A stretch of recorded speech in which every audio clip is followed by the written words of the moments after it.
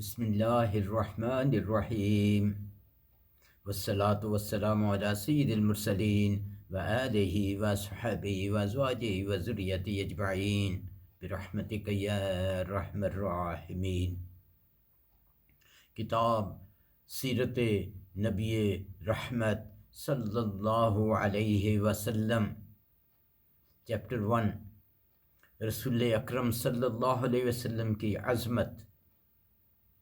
اللہ تعالیٰ نے سورہ علم نشرح میں 3 احسانات کا ذکر فرمایا۔ پہلا احسان یہ ہے کہ کیا ہم نے آپ صلی اللہ علیہ وسلم کا سینہ نہیں کھول دیا، یعنی سینے کو منور اور فراخ کر دیا تاکہ حق واضح ہو جائے اور دل میں سما بھی جائے۔ دوسرا احسان یہ ہے کہ بے شک ہر مشکل کے ساتھ آسانی ہے۔ یہ آپ صلی اللہ علیہ وسلم اور آپ کے صحابہ کرام کے لیے خوشخبری ہے کہ اسلام کی راہ میں اللہ تعالیٰ تکلیفوں کے بعد تمہیں فراغت اور آسانی سے نوازے گا، اور تاریخ شاہد ہے ایسا ہی ہوا۔ تیسرا احسان یہ ہے وَرَفَعْنَا لَكَ ذِكْرَكَ، یعنی ہم نے آپ صلی اللہ علیہ وسلم کا ذکر بلند کیا، یعنی جہاں اللہ تعالیٰ کا نام آتا ہے اکثر جگہوں پر آپ کا بھی نام مذکور ہوتا ہے۔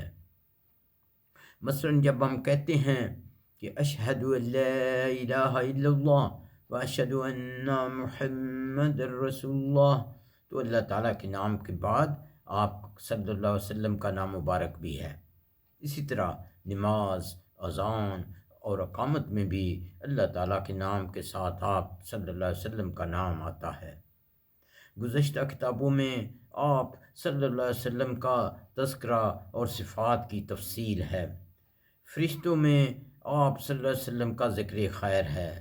آپ صلی اللہ علیہ وسلم کی اطاعت کو اللہ تعالیٰ نے اپنی اطاعت قرار دے دیا، اور اپنی اطاعت کے ساتھ ساتھ آپ صلی اللہ علیہ وسلم کی اطاعت کا بھی حکم دیا۔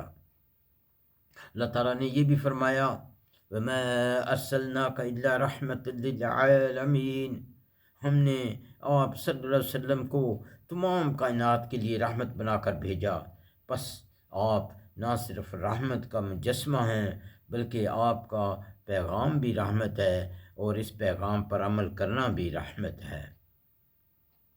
قرآن کریم میں آپ کو محمد صلی اللہ علیہ وسلم اور رحمت صلی اللہ علیہ وسلم کے ناموں سے مذکور ہیں۔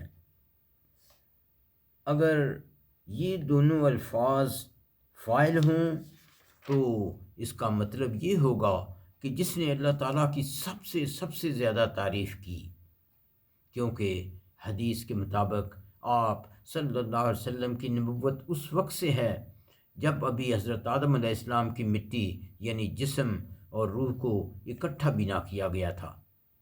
پس آپ صلی اللہ علیہ وسلم سے بڑھ کر کسی نے بھی اللہ تعالیٰ کی تعریف نہیں کی۔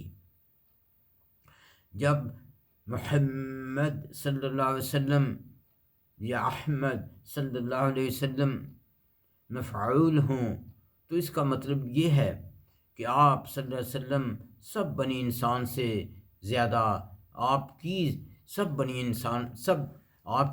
بنی نوع انسان سے زیادہ تعریف کی گئی ہے، جو کہ قیامت تک اور بعد میں بھی انشاءاللہ جاری رہے گی۔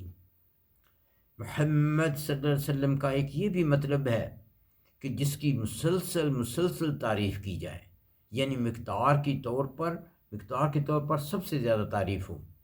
اور احمد صلی اللہ علیہ وسلم کا ایک یہ بھی مطلب ہے کہ جس کی سب سے اعلیٰ قسم کی تعریف کی جائے، یعنی آپ کی تعریف کوانٹیٹی اور کوالٹی میں بھی سب سے زیادہ ہے۔ آپ صلی اللہ علیہ وسلم کی تعریف صرف یہاں ہی نہیں ہوگی بلکہ آخرت میں بھی ہوگی۔